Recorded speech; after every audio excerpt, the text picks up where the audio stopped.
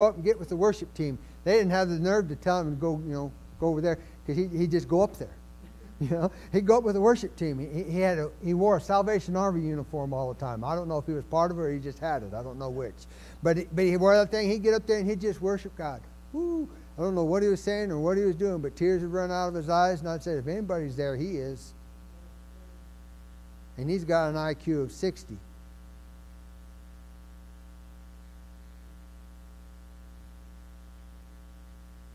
Somehow, some way, some Christian had the mind of Christ and was able to break down the gospel simply enough for that boy to understand that Jesus loved him.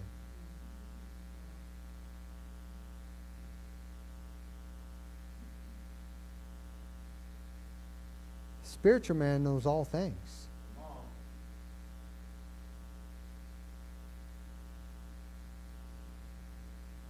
The reason why people resist is because they can't see. They're blind spiritually. They can't hear. They're deaf spiritually. And we ought to have the kindness to guide them out of the darkness into the light. We ought to have the kindness to speak to them in a way that they can hear.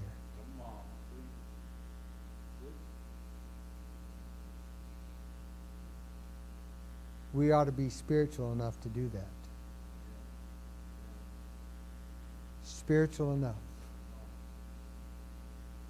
So we're going to do something here real quick like. So Timothy received something. Don't know what, because the Bible don't tell us. But he received some impartation, some gift by people praying for him. Now, this is what I want to do. Okay? And this is what the Lord told me to do. So if you feel like I'm cutting you out, I'm not. It's just, this is what God told me to do. I just preached a whole sermon about listening to what God says, right? Okay. So, there's 5 people that we're going to pray for this morning. Okay? Janice?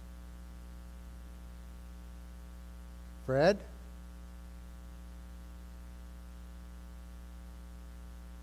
Tim?